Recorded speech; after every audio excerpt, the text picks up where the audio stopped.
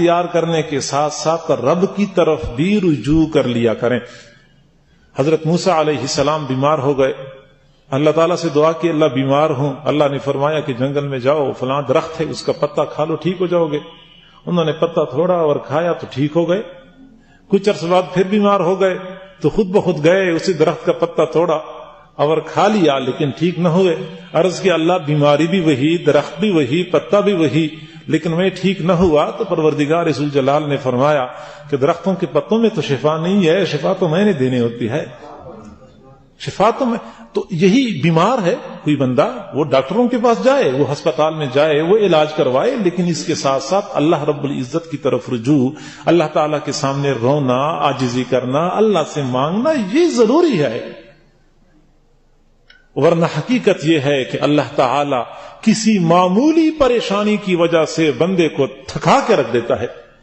معمولی بیماری ہوتی ہے, ڈاکٹروں کے پاس جا جا کے بندہ تھک جاتا ہے, پتہ نہیں چلتا کہ بیماری کیا ہے. یہ دوائیاں, یہ ٹیسٹ اور یہ پتہ نہیں کیا کچھ کرنا پڑتا ہے, لیکن مسئلہ معمولی سا ہوتا ہے. وجہ یہ ہوتی ہے کہ یہ بندہ اللہ کی طرف رجوع نہیں کرتا. معزز سامعین, ہمیں چاہیے کہ ہم اللہ کو پکاریں اور بار بار پکاریں. کبھی بھی ہم یہ نہ سوچیں کہ میں گناہگار ہوں, پتہ نہیں میری دعا قبول ہوگی یا نہیں ہوگی. یہ شیطانی دھوکہ ہے کہ ہم سمجھتے ہیں کہ ہم گناہگار ہیں تو ہماری دعا قبول ہونی نہیں ہے, تو ہمیں دعا مانگنی نہیں چاہیے. حالانکہ ایسی بات نہیں ہے. اگر ہم گناہگار ہیں, نماز پڑھتے ہیں, نماز قبول ہوتی ہے, ہماری نماز قبول ہوتی ہے. ہم روزہ رکھیں, ہمارا روزہ قبول ہوتا ہے. جی ہاں, روزہ بھی قبول ہوتا ہے, تو ہماری دعا کیوں قبول نہیں ہوتی؟ حضرت سفیان بن عیینہ رحمہ اللہ فرمایا کرتے تھے, ان اللہ قد اجاب دعاء شر خلقہ وهو الشیطان فکیف لا یجیب لکم.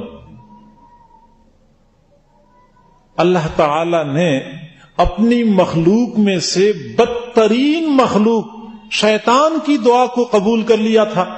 جب شیطان نے کہا تھا رب انظرنی الی یوم یبعثون, عین اس وقت جس وقت شیطان نے نافرمانی کی اور رب ذوالجلال نے دربار سے نکلنے کا حکم دیا, فخرج منہا فانک رجیم, نکل جا تو مردود ہے, میرا نافرمان ہے. اللہ تعالیٰ کتنا جلال میں تھا, لیکن اس کے باوجود بھی شیطان کو پتا تھا کہ اللہ دعا قبول کرتا ہے. فوراً دعا مانگی, رب انظرنی الی یوم یبعثون, اللہ قیامت کے واقعہ ہونے تک مجھے مہلت دے دے, مجھے موت نہ دینا.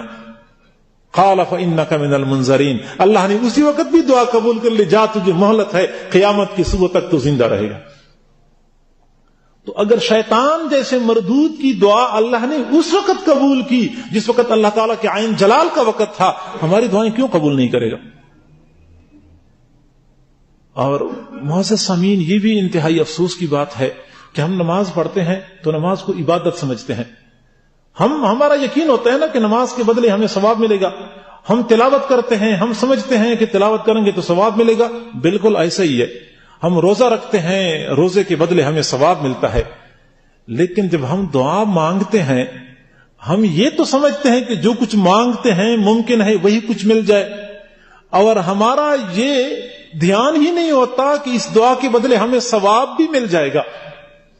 تلاوت کے بدلے ہمیں ثواب ملتا ہے, نماز کے بدلے ہمیں ثواب ملتا ہے. اس طرح جب ہم اللہ تعالیٰ سے دعا مانگتے ہیں تو جو کچھ مانگتے ہیں وہی کچھ بھی ملے گا, اور اس کے ساتھ ساتھ ثواب بھی ملے گا.